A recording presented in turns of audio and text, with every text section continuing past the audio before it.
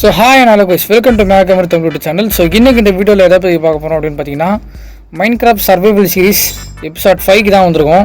So இது ஆக்சுவலாக ஏன் லேட் ஆச்சுன்னு பார்த்தீங்கன்னா, நான் ஆல்ரெடி ஒரு போஸ்ட் போட்டிருப்பேன்.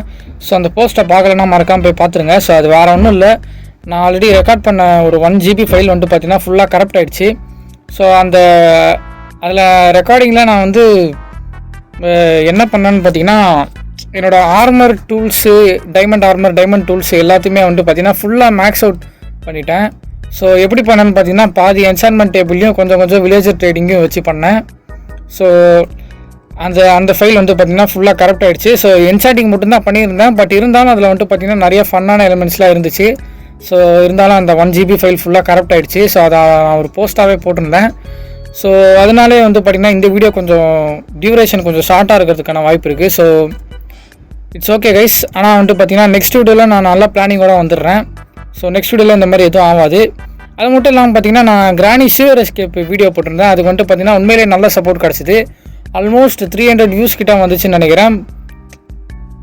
ரொம்பவே தேங்க்ஸ் கைஸ். ஸோ தொடர்ந்து அந்த மாதிரி வீடியோஸை நான் போட ட்ரை பண்ணுறேன். ஸோ இந்த வீடியோ லேட் ஆனாத மாதிரி நெக்ஸ்ட் வீடியோ லேட் ஆகாது. ஸோ வாங்க கைஸ், வீடியோக்குள்ளே போகலாம்.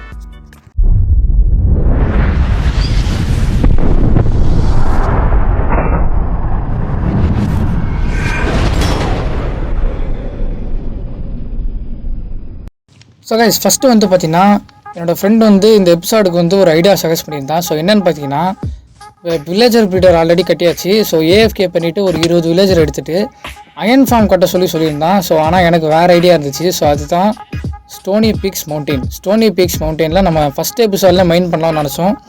ஆனால் அது வந்துட்டு பார்த்தீங்கன்னா கிட்டத்தட்ட 3000 பிளாக் தள்ளி இருந்துச்சு. ஆனால் இப்போ வந்து எனக்கு பிரச்சனை இல்லை, எவ்வளோ பிளாக் தள்ளி இருந்தாலும் பரவாயில்லன்னு சொல்லிட்டு நான் அந்த மவுண்டெயினுக்கு போனேன். ஸோ நான் போய் என்கிட்ட இந்த சில்க் டச் பிகாக்ஸை வச்சு எல்லா ஊரையும் கலெக்ட் பண்ணிவிட்டு வீட்டுக்கு வந்து அதை வந்துட்டு ஃபார்ச்சன் பிகாக்ஸால் மைன் பண்ணி எடுத்துக்கலாம்னு சொல்லிட்டு பிளான் பண்ணேன். ஸோ இந்த மவுண்டெயினில் வந்துட்டு பார்த்தீங்கன்னா நான் மைன் பண்ணி முடிச்சதுக்கப்புறம் அயன் ஃபார்மே கட்ட தேவையில்லைன்ற அளவுக்கு வந்துட்டு பார்த்தீங்கன்னா எக்கச்சக்கமாக அயன் இருந்துச்சு.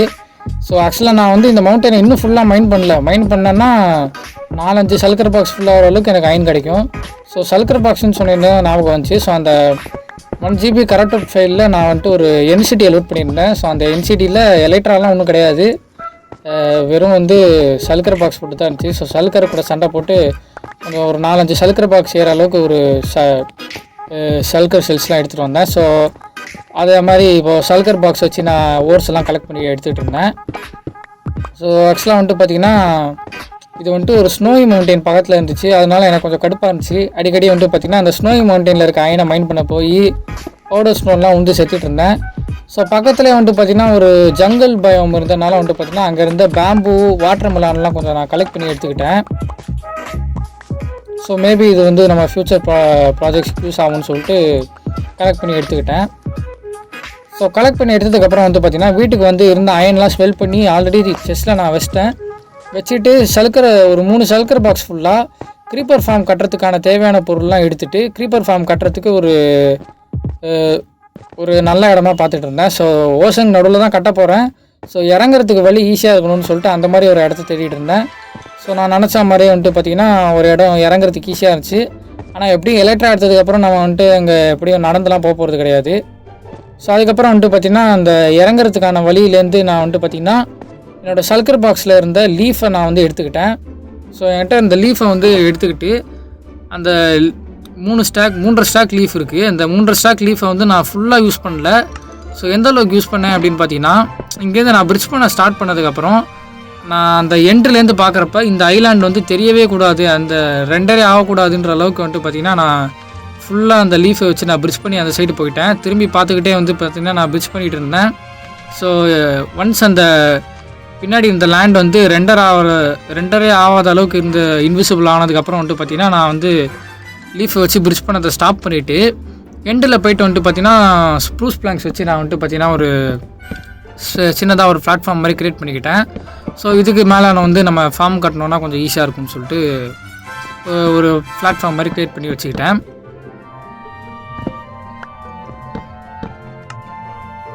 ஸோ ஒரு பிளாட்ஃபார்ம் க்ரியேட் பண்ணதுக்கப்புறம் பார்த்திங்கன்னா ஒரு டபுள் செஸ்ட்டை ப்ளேஸ் பண்ணிவிட்டு அந்த டபுள் செஸ்ட்டை கனெக்ட் பண்ணுற மாதிரி ஒரு 9 ஆப்பர் வந்து நான் கனெக்ட் பண்ணி வச்சுக்கிட்டேன்.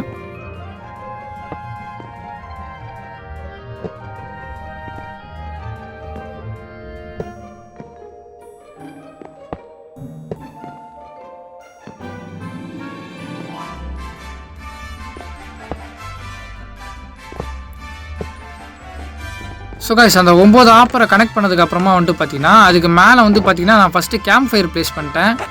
ஸோ ஆக்சுவலாக எனக்கு வந்து கேம்ப் ஃபயர் ப்ளேஸ் பண்ணால் அவ்வளோ எஃபிஷியண்ட்டாக இருக்காது. ஸோ நீங்கள் வந்து ஃபுல் அண்ட் ஃபுல் ஏஎஃப்கே பண்ணணுன்னா நீங்கள் கேம்ப் ஃபயர் யூஸ் பண்ணிக்கோங்க. ஸோ ஆக்சுவலாக நான் கேம்ப் ஃபயர் யூஸ் பண்ணேன்னா என்னோட லூட்டிங் 3 ஸ்வாட் வந்து வேஸ்ட் ஆயிரும். ஸோ அதனால வந்துட்டு பார்த்தீங்கன்னா ஃபஸ்ட்டு கேம்ப் ஃபயர் ப்ளேஸ் பண்ணேன். ஆனால் அதுக்கப்புறமா வந்துட்டு பார்த்தீங்கன்னா நான் ரீப்ளேஸ் பண்ணிடுவேன். ஸோ நெக்ஸ்ட்டு வந்து பார்த்தீங்கன்னா கேம்ப் ஃபயர் ப்ளேஸ் பண்ணதுக்கப்புறமா அந்த அந்த ஹாப்பரை சுற்றி வந்து பார்த்திங்கன்னா பிளாக்கை ப்ளேஸ் பண்ணுறதுக்கு முன்னாடி வந்துட்டு பார்த்திங்கன்னா சைடில் வந்து நான் வால்ஸ் க்ரியேட் பண்ணிக்கிட்டேன். எதுக்குன்னு பார்த்தீங்கன்னா அந்த ட்ரவுண்டுக்கிட்டேன்னு தப்பிக்க தான். ஸோ அதுக்கப்புறம் வந்துட்டு பார்த்திங்கன்னா சைடில் வந்துட்டு நான் வந்து ஒரு வால் மாதிரி க்ரியேட் பண்ணிக்கிட்டேன். ஸோ அந்த வாலை வந்து க்ரியேட் பண்ணதுக்கப்புறமா வந்துட்டு பார்த்திங்கன்னா அந்த வாலை வந்துட்டு பார்த்திங்கன்னா கிட்டத்தட்ட 19 பிளாக் 19 பிளாக்ஸ் வந்து பார்த்திங்கன்னா மேலே வரைக்கும் நான் எக்ஸ்டெண்ட் பண்ணி எடுத்துக்கிட்டேன். ஸோ அப்போ தான் வந்து க்ரீப்பர் வந்து 1 ஷாட்டில் கீழே வந்து விழுவாங்க. ஸோ நம்ம வந்துட்டு இது ஒரு க்ரீப்பர் மாப் ஃபார்ம் மாதிரி யூஸ் பண்ணிக்கலாம்னு சொல்லிட்டு 19 பிளாக் வரைக்கும் நான் மேலே ஏற்றிக்கிட்டேன்.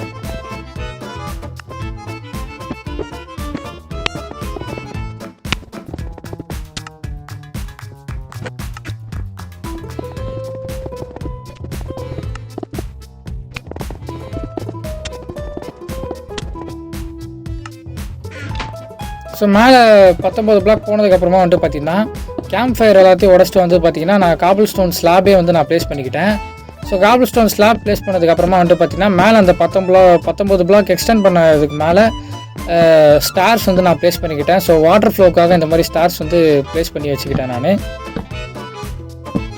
ஸோ ஸ்டார்ஸ் ப்ளேஸ் பண்ணதுக்கப்புறமா எல்லா சைட்லேருந்தும் அந்த மிடில் ஸ்டார்லேருந்து 2 பிளாக் வெளியில் வந்து எடுத்துக்கிட்டு அந்த 2 பிளாக்கை வந்து 4 பக்கமும் கனெக்ட் பண்ண இடத்த வந்து பார்த்திங்கன்னா நான் வந்து ஃபுல்லாக ஃபில் பண்ணி எடுத்துக்கிட்டேன்.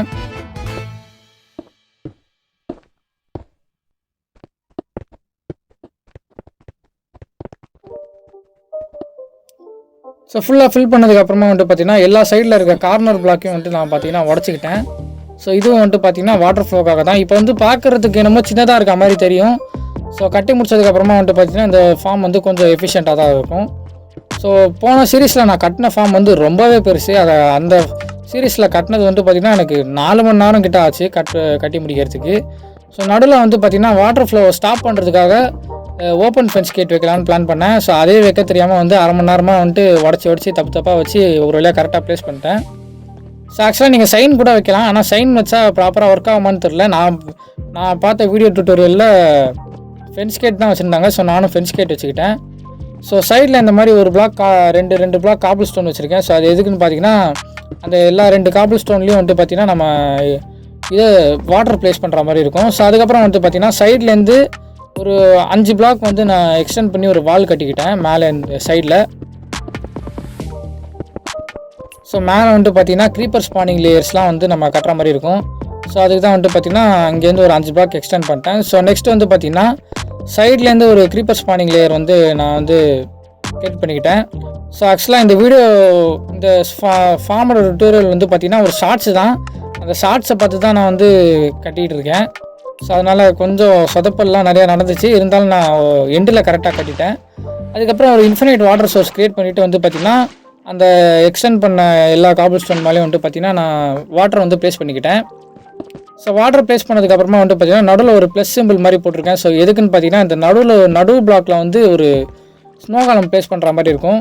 ஸோ கரெக்டாக இந்த மாதிரி ஸ்னோ காலம் ப்ளேஸ் பண்ணிட்டு அந்த மேலே இருக்க காபிள் ஸ்டோன் மேலே பட்டன்ஸ் ப்ளேஸ் பண்ணிக்கிட்டு ஸ்னோ காலமாக வால்ஸ் வச்சு சுற்றி கவர் பண்ணியாச்சு. ஸோ அதுக்கப்புறம் வந்துட்டு பார்த்திங்கன்னா க்ரீப்பர் ஸ்பானிங் பிளாட்ஃபார்மில் எல்லா இடத்துலையும் ஒரு 4 ஸ்லாப் ப்ளேஸ் பண்ணிக்கிட்டேன். எதுக்குன்னு பார்த்தீங்கன்னா ஸ்பைடர் ஸ்பான் ஆகாமல் இருக்கிறதுக்கு. அதுக்கப்புறம் சைடில் வால்ஸ் க்ரியேட் பண்ணிக்கிட்டு வந்துட்டு பார்த்திங்கன்னா க்ரீப்பர் ஸ்பான் ஆகிறதுக்கு ஒரு பர்ஃபெக்ட் ஹைட்னா மேலே ஒரு ட்ராப் டோர் வச்சோன்னா பர்ஃபெக்ட் ஹைட் வந்துடும். ஸோ அதே மாதிரி ஒரு ட்ராப் டோர் வச்சு ஒரு ரூஃப் மாதிரி கட்டிக்கிட்டேன். ஸோ அதுக்கப்புறம் வந்துட்டு பார்த்திங்கன்னா அந்த ட்ராப் டோருக்கு மேலே ஃபஸ்ட் லேயர் கட்டின மாதிரி இன்னொரு 4 லேயர் வந்து நான் கட்டிக்கிட்டேன். ஸோ 4 லேயர் கட்டிக்கிட்டு 4 லேயர்லையும் ஸ்னோ காலம்லாம் ப்ளேஸ் பண்ணிவிட்டு ஸோ மேலே வந்துட்டு பார்த்திங்கன்னா ஒரு வழியாக ரூஃபை போட்டு நான் வந்து மூடிட்டேன். அதுக்கப்புறம் அந்த ரூஃப் மேலே வந்துட்டு பார்த்திங்கன்னா நான் வந்துட்டு டார்ச் ப்ளேஸ் பண்ணிக்கிட்டேன். ஸோ மேலே எந்த மாப்ஸும் ஸ்பான் ஆகக்கூடாதுன்னு சொல்லிட்டு. ஸோ நான் சொன்ன டுட்டோரியல் வந்து பெருசாக யூஸ்ஃபுல்லாக இருக்காது. ஸோ க்ரீப்பர் ஃபார்ம் வந்து ஓரளவுக்கு நல்லா ஒர்க் ஆச்சு. ஸோ உங்களுக்கு வேணுன்னா நீங்கள் வேறு க்ரீப்பர் ஃபார்ம் டுட்டோரியல் பார்த்துக்கோங்க. இல்லை இந்த ஃபார்மோட டுட்டோரியலே வந்து நான் டிஸ்கிரிப்ஷனில் லிங்க் கொடுக்குறேன். ஸோ எடுத்த கன் பவுடர் வச்சு பார்த்திங்கன்னா நான் வந்துட்டு கொஞ்சோண்டு ராக்கெட்ஸ் செஞ்சுட்டு எதுவுமே யோசிக்காமல் நேராக எண்டுக்கு போனேன். எண்டுக்கு போயிட்டு ஒரு ஷிப் இருக்க இன்சிட்டியாக பார்த்து தேடி அங்கே போயிட்டு எலைட்ரா மட்டும் எடுத்துகிட்டு வந்துடலாம் அப்படின்னு சொல்லிட்டு நான் பிளான் பண்ணேன். ஸோ அதுக்கப்புறம் வந்துட்டு பார்த்தீங்கன்னா அந்த போர்ட்டல் வழியாக அவுட்டர் எண்ட் ஐலாண்டுக்கு வந்து நான் ஒரு வழியாக போயிட்டு வந்து பார்த்திங்கன்னா ஆக்சுவலாக வந்துட்டு பக்கத்துலேயே தான் இருந்திருக்கு என்சிட்டி. ஸோ நான் ஆப்போசிட் சைடில் போய் ஷிப் இல்லாத என்சிட்டியை போய் தேடி லூட் அடிச்சிட்டேன். ஸோ பரவாயில்ல, ஷிப் இருக்க என்சிட்டியை பார்த்துட்டு நான் எதுவுமே யோசிக்கலை, டேரெக்டாக போயிட்டு அந்த ஷிப்பு மேலேயே வந்துட்டு நான் பிரிட்ஜ் பண்ணி போயிட்டேன். ஏன்னு பார்த்தீங்கன்னா அங்கே லூட் அடிச்சோன்னா அந்த சல்கர் போட்டு தாக்கிடுவோம் நம்மளை. ஸோ எலக்ட்ராவை எடுத்துகிட்டு அப்படியே பறந்து கீழே வந்து விழுந்தேன். உடல அப்படியே ஒரு கிளைடு மாதிரி பண்ணேன். அதுக்கப்புறம் வந்துட்டு பார்த்திங்கன்னா பக்கத்தில் இருந்த போர்ட்டல் வழியாக திருப்பி மெயின் எண்ட் ஐலாண்டுக்கு வந்து வீட்டுக்கு வந்துட்டேன். வீட்டுக்கு வந்துட்டு பார்த்திங்கன்னா சும்மா எலக்ட்ரா வச்சு பறந்துக்கிட்டு இருந்தேன். ஸோ பறந்து காட்டுற அளவுக்கு நான் பெருசாக எதுவும் ஸ்ட்ரக்சர்லாம் காட்டல, இருந்தாலும் சும்மா வந்துட்டு பறந்து பார்ப்போமே அப்படின்னு சொல்லிட்டு பறந்தேன்.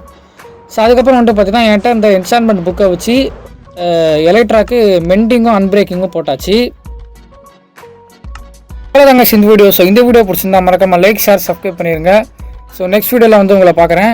ஸோ இந்த வீடியோ டியூரேஷன் கொஞ்சம் ஷார்ட்டாக தான் இருந்திருக்கும். ஸோ பரவாயில்ல, நெக்ஸ்ட் வீடியோவில் வந்துட்டு பார்த்திங்கன்னா நம்ம வந்துட்டு ஒரு க்ரீப்பர் ஃபார்ம் மாதிரி கொஞ்சம் நல்ல ஃபார்ம்ஸ்லாம் கட்டலாம்.